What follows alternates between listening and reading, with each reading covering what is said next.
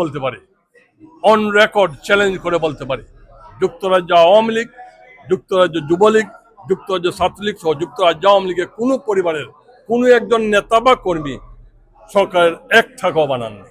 এবং এইটা যারাই বলছে এটা মিথ্যা, এবং এই মিথ্যাবাদীরা ওরাই ষড়যন্ত্র করে বাংলাদেশে একটি মিথ্যার তোলানিতে নিয়ে গিয়েছে। এটুকু বলতে চাই, আসুন আমরা সবাই মিলে এই বাংলাদেশ সকলের, এই বাংলাদেশ হিন্দুর, এই বাংলাদেশ বৌদ্ধের, এই বাংলাদেশ মুসলমানের, এই বাংলাদেশ খ্রিস্টানের, আসুন আমরা সবাই মিলে এই স্বাধীনতার ভিত্তিতে, মূল্যবোধের ভিত্তিতে, মুক্তিযুদ্ধের চেতনায় আমরা এই বাংলাদেশকে গড়ে তুলি। এই বাংলাদেশ বঙ্গবন্ধুর বাংলাদেশ, এই বাংলাদেশ মুক্তিযুদ্ধের বাংলাদেশ, এই বাংলাদেশ ৭১-এর বাংলাদেশ। আর এই বাংলাদেশ বঙ্গবন্ধুর স্বপ্নের পথ ধরে গত ১৫ বছরে মাননীয় প্রধানমন্ত্রীর নেতৃত্বে এই বাংলাদেশ বিশ্বের বুকে মাথা উঁচু করে সসম্মানে দাঁড়িয়েছে। এবং আমরা জোর গলায় বলতে পারি, সসম্মানে বলতে পারি, আমাদের বাংলাদেশ একটি মধ্যমায়ের বাংলাদেশ। আমাদের সকল সূচকে আজকে একজন লর্ডের সাথে আমরা হাউস অফ লর্ডসে দেখা হয়েছে, তিনি বলেছেন অনেক সূচকে এই বাংলাদেশ মাননীয় প্রধানমন্ত্রীর নেতৃত্বে তো ইন্ডিয়া, পাকিস্তান বা পার্শ্ববর্তী অনেক রাষ্ট্রের চাইতো অনেক উন্নত হয়েছে অনেক সূচকে। সেই কথা দিয়ে আমি বলতে চাই, মাননীয় প্রধানমন্ত্রীর নেতৃত্বে আমরা এই বাংলাদেশকে আগামীতে একটি সুন্দর বাংলাদেশ, শান্তির বাংলাদেশ।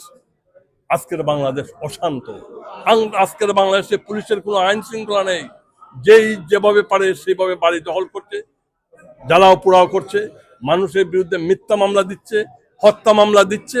এবং এইটা আপনাদেরকে অত্যন্ত সুন্দরভাবে বলতে চাই, অনেকে সেদিন প্রশ্ন করতেন যে প্রেসের স্বাধীনতা, সাংবাদিকদের স্বাধীনতা, আজকের যেই ৩,০০০ নিউ ইয়র্ক টাইমসের সূত্র মতে ৩,৬৫২ জন হিন্দু সম্প্রদায়ের এথনিক মাইনরিটিকে হত্যা করা হয়েছে, কই আপনারা তো একটি কথাও বলছেন না।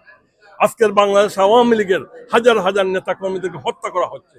আমরা মাননীয় এমপি লর্ডদের এবং ইউএন এর কাছে, আমরা অ্যামনেস্টি ইন্টারন্যাশনালের কাছে আমরা লিস্ট দিচ্ছি যে হাজার হাজার আওয়ামী লীগ, যুবলীগ, ছাত্রলীগ নেতাদেরকে হত্যা করা হচ্ছে। কই অ্যামনেস্টি ইন্টারন্যাশনাল, কোনো সাংবাদিক ভাই বা কোনো কেউ তো একটি কথাও বলছেন না।